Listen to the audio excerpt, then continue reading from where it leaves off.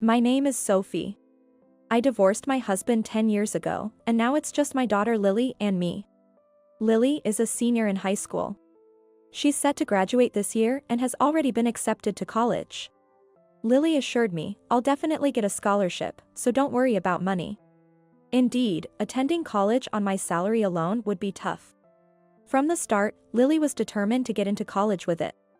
She led a perfect high school life, ranking first in her class, serving as the student body president, and even competing in national competitions in her club activities. It came on the back of these achievements. Of course, she got a full tuition waiver. It was a scholarship that doesn't need to be repaid. It's an excellent opportunity for Lily. It will likely fast-track her dream of becoming a lawyer. This is truly a blessing for me. Lily and I have had our struggles, especially since the divorce when she was in elementary school. I've always thought I wasn't the best mom, but I've been comforted by Lily's kindness. Had I not chosen such a man to be my husband, perhaps we wouldn't have had to endure so much. It all began 20 years ago. I married a man named David. David's family home was a grand mansion in the countryside. I was overwhelmed by the grand gates when I was greeted by my father-in-law, Henry. Henry seemed like a stern, traditional man fitting for such a house. I later found out he had intentionally put on a stern demeanor to maintain dignity. I'll never forget how he later apologized with a kind smile, saying, "I'm sorry for scaring you back then."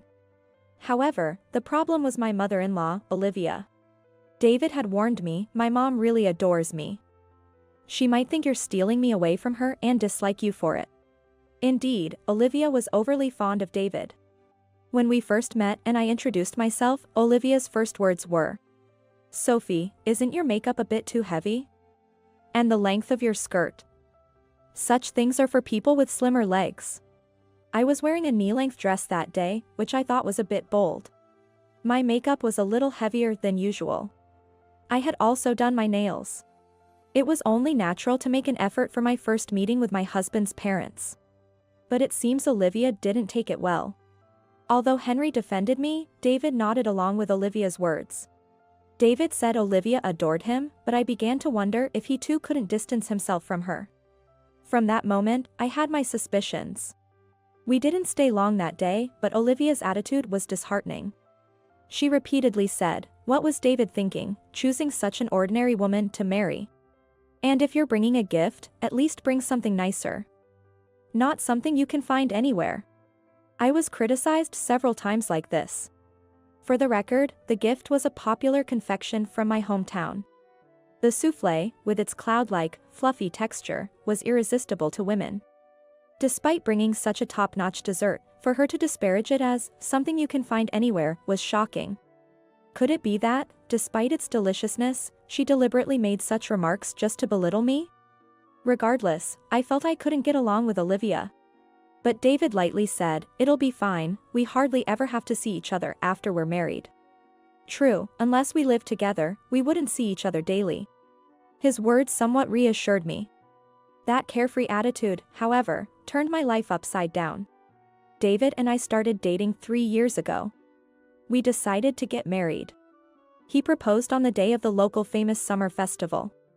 As the fireworks reached their grand finale, David knelt and took out a ring. "Please marry me. I will protect you from any hardship," he proposed. He proposed with those words. I accepted the ring, saying, "Yes. I'd be delighted." Months later, we had our wedding. I was worried that Olivia would approve of the marriage, but with Henry's persuasion, she somehow consented. "Just so you know, if you make David unhappy, I will never forgive you. Be prepared for a divorce if anything happens," she warned me. Despite her words, at that moment, I was too happy about marrying David to take Olivia seriously. Our married life was far from ideal. "I will protect you from any hardship." If he truly meant that, our marriage wouldn't have ended up like this, nor would we have gotten divorced.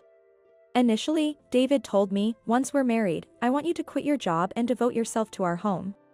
We'll probably have kids soon, and I want you to raise them properly as a full-time homemaker." But once I quit, he changed his tune. "Being a homemaker is just like being unemployed. You laze around all day. Really, not working even though we don't have kids, what a luxury. he would say sarcastically. Of course, I wasn't just lazing around. I woke up at 5 a.m. to prepare breakfast as per David's request. Frustrated at being treated like a NEET, I mentioned wanting to start a part-time job, but David reacted aggressively again. Are you planning to find a lover at your part-time job? Confused, I wondered what I was supposed to do. Eventually, I discovered I was pregnant and gave birth to our daughter without returning to work. David was overjoyed, but Olivia reacted differently. I'll never forget Olivia's words when she first visited the hospital room after my daughter was born. A girl? What about the heir for our family? Useless. David's brother will just have to have a son who can be the heir, she concluded.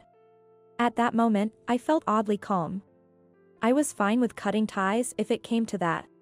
I never planned to make my child an heir, and it didn't matter to me who the heir was. If David's nephew wanted to take on that role, I was all for it. However, things didn't go as smoothly as I had hoped. About half a year after my daughter was born, a scandal erupted. Incredibly, Olivia was caught having an affair, and Henry was furious, declaring, "I'm getting a divorce." When I first heard that story, I thought it must be some kind of mistake. Because Olivia and Henry were known as a model couple in the neighborhood, so close in their relationship. It was hard to believe that such a couple could ever divorce. Since their home was a 2-hour drive away, I didn't have many chances to visit and didn't know the details. But it turned out that Olivia's affair was real, and Henry ultimately decided on divorce. Sophie. One day, Olivia came to our house, tears streaming down her face. I was bewildered by the sight of her, more haggard than I had ever seen her before. However, her request to move in with us was both shocking and a massive inconvenience. My daughter was still young, and our house was far from spacious. Considering we were discussing having a second child, Olivia's presence would complicate matters even further. Yet, my husband allowed her to move in. My husband, doted upon by her, always sided with Olivia over Henry. He always believed Olivia was right. I pleaded with David, living together would be difficult. But faced with, "If you don't like it, we can get a divorce," I reluctantly had to accept. Thus began our cohabitation with Olivia. But far from helping with Lily, Olivia would make demands even when I was busy taking care of her. Not just that.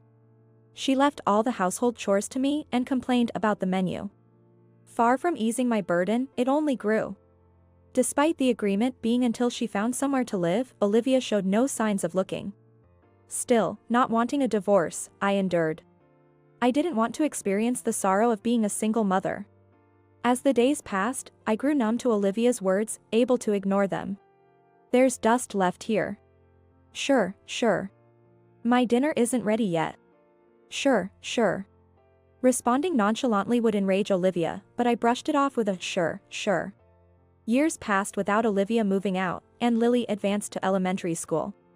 Displeased with Lily's demure nature compared to her peers, Olivia began to berate her. "I hate boring and quiet girls like you. Just like your mother.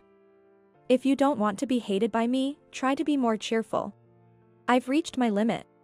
I seriously began to consider divorce. David, burdened with important tasks at work, had been almost absent from home for months and said nothing to Olivia. Not that he would have taken my side over Olivia's anyway. Then, when Lily was 8, the moment came. David's affair was exposed. The other woman was his female boss. Unable to bear it any longer, I decided to divorce immediately. Thinking about life after divorce, I resolved to find a job. I reached out to former bosses and colleagues I had before getting married. Fortunately, a colleague who had started his own business said, "I can hire you as an office worker." Relieved, I believed I could manage life with Lily. The day I secured the job, I confronted David with the divorce papers. David, furious, and Olivia together berated me. "Do you think you, a NEET, can survive a divorce? You won't even be able to send your daughter to school. It's because the wife isn't reliable that the husband strays, right? It's all your fault." I wanted to retort to their unreasonable accusations, but I was at a loss for words. Feeling pathetic as they continued their tirade, Lily woke up. "Mom.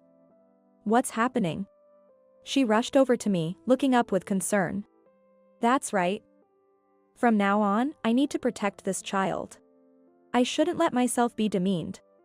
With that thought, I found strength. I won't be manipulated by you two any longer. I'm getting a divorce. With that, I packed our things and Lily into the car and left the house. Afterwards, I hired a lawyer, sought child support, and the divorce was finalized. However, the relief was short-lived as the only time David paid the child support was just the first time. Despite my attempts to get him to pay, it was always, "Please wait until next month, I'll definitely pay." My weakness is taking people at their word and waiting. Upon investigation, I found that 3/4 of single mothers don't receive child support, a significant social issue. How ignorant I was not to be aware of societal issues until I found myself in such a situation. Between work and Lily's schooling, life was a constant struggle. Lily was mocked by her classmates for coming from a single-parent home, and I faced gossip from other mothers. A decade passed like this. At the summer festival, when Lily was in her senior year of high school, I unexpectedly ran into David and Olivia. I was at a loss for words at the sudden encounter, but they seemed unfazed. Wondering how they found me, I managed to keep my composure and asked, "What do you want?" Then, with a serious expression, David said, "I only have 6 months to live. I don't have much time left. That's why I want to see my daughter one last time. Please, let me see her." I was shocked and unsure how to react. But, true to my nature, I thought, maybe it's okay to let them meet just once. However, I wasn't sure how Lily would feel. I told them, "I'll ask my daughter," and called Lily. To my surprise, Lily agreed easily, saying, "Okay, I'll come now." When I told them, "All right, I'll let her meet you," their faces lit up with joy. I told David, "Wait at that place." I thought he would understand what I meant by that. It was where David had proposed to me. Nodding, David took Olivia and turned away. Seizing the opportunity, I decided to make a call. A feeling of "something's not right" flashed through my mind. An hour later, Lily and I met up and then headed to that place. As the fireworks began, memories of the day David proposed flooded back. We faced them again. But their expressions had changed drastically. "Thought we could easily fool you. How could someone as healthy as me have only 6 months to live, right, Mom?" "Exactly. You're as gullible as ever. That's why single mothers are hopeless." They began laughing. But I remained calm. I never took David's 6 months to live claim seriously. Unfazed by my composure, David and Olivia began explaining why they summoned me and my daughter.